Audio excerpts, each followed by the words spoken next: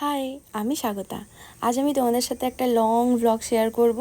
তো সকাল সকাল উঠে একদম রেডি হয়ে গেছি, আর বাড়ির সবাইও একদম রেডি হয়ে গেছে। আজ আমরা যাব হচ্ছে দীঘা। তোমরা টাইটেল আর থাম্বনেল দেখে বুঝেই গেছো। তো এই দেখো, আমাদের বাড়ির সব মেম্বার মিলে বেরিয়ে পড়েছি। আর এটা আমার পিছনে যে আছে ওটা হচ্ছে আমার মামার মেয়ে, আমার দিদি হয়। তো প্রথমেই আমরা বাউরিয়া স্টেশনে পৌঁছে গেছি, আর ওয়েদারটা তো জাস্ট ওয়াও ছিল, ভাগ্যিস বৃষ্টি হয়নি। আর তারপর আমাদের ট্রেন ছিল 6:30টায়, কিন্তু ট্রেনটা 1 ঘন্টা লেট হওয়ায় ওটা 7:30টার সময় আসে।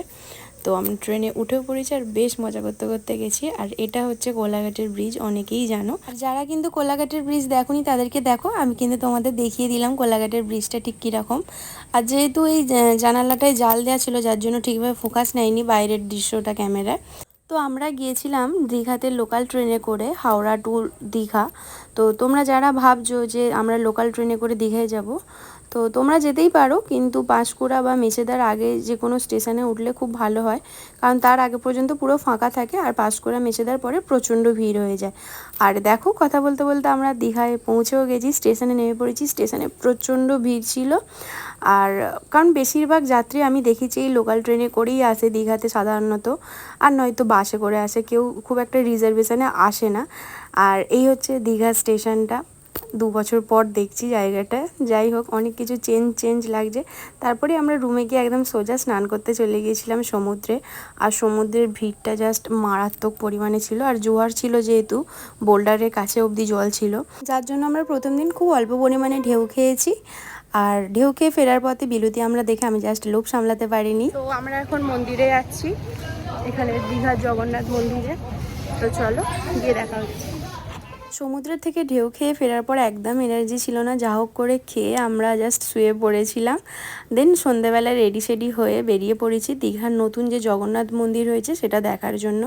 তো বাইরে তো বেশ ভালোই লাইন ছিল, বাট ভিতরটা এত বড় স্পেস যে ভিতরটা বেশ ফাঁকায়, কারণ ওই হারে ভিড়টা বোঝাই যাচ্ছিল না, যেহেতু অনেক বড় জায়গা, লোক চারিদিকে ছড়িয়ে ছিটিয়ে ছিল। যাই হোক, মন্দিরটার ব্যাপারে বলি, মন্দিরটা কিন্তু অপূর্ব সুন্দর হয়েছিল।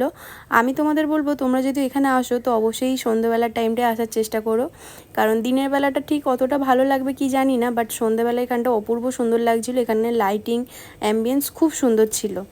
আর এই মন্দিরটা কিন্তু রাত 8টার মধ্যে বন্ধ হয়ে যায়, তো তোমরা তার মধ্যে অবশ্যই এসো। আর তোমরা যদি ভেবে থাকো যে এর ভিতরে পুজো দেওয়ার কোনো ব্যবস্থা আছে, তো সেটা আমি আপাতত দেখতে পাইনি, কারণ এর ভিতরে কেউই পুজো দিচ্ছে না। আর আমার মাও পুজো দেবে বলে গিয়েছিল ধূপ মোমবাতি সমস্ত জিনিস নিয়ে, বাট ওখানে ওই সমস্ত কিছুই অ্যালাউ নেই। জাস্ট তুমি প্যান্ডেলের যেমন ঠাকুর দেখতে যাও সেরকম যাবে আর দেখে চলে আসবে। আর ওখানে গিয়ে আমার সবথেকে পছন্দ হয়েছে এই পদ্মবিলগুলো, বেশ সুন্দর লাগছিলো, চারিদিকে পদ্ম ফুটেছিল। আর এখানকার লাইটিং আবারও বলছি মারাত্মক সুন্দর, চারিদিকটা সাদা পাথরের কাজ আর সুন্দর গোল্ডেন কালার লাইট, জাস্ট অপূর্ব লাগছিল দেখতে। এরকম ছোট ছোট গেট অনেকগুলো ছিল, যেগুলো পেরিয়ে আমরা মেন জগন্নাথ দেবের মন্দিরটায় প্রবেশ করব। আর দেওয়ালের কারুকার্যগুলো দেখো, জাস্ট অপূর্ব সুন্দর, পাথরের ওপর খোদাই করে করে ডিজাইনগুলো করা হয়েছে। আমি শুধু এই আর্টগুলো দেখছিলাম। আর ওই মন্দিরের ভেতরে এই কালো রঙের একটা লক্ষ্মী ছিল, যেটা আমি প্রথমবার দেখলাম। আমি তো দেখে বুঝতেই পারছিলাম না ওটা কি ঠাকুর। যাই হোক, তারপর মন্দির থেকে বেরিয়ে আমরা সমুদ্রের ধারে গিয়েছিলাম, আর সেখানে গিয়ে আমার মান্টুলুর সঙ্গে দেখা হয়েছিল। এটা হচ্ছে আমার মাসিমণির মেয়ে টিনা দিদি, আর ওটা হচ্ছে ওর বেবি। যাই হোক, তারপর আমরা ফুচকা খেয়ে নিয়েছিলাম, আর ফুচকা খাওয়ার পরেই আইসক্রিমটা ট্রাই করলাম আমার অপু দিদির কথায়। আর ব্লগটা কেমন লাগছে অবশ্যই কমেন্টে জানিও। আর রাতের ডিনারে বিরিয়ানি খেয়ে শুয়ে পড়লাম। তো চলো টাটা।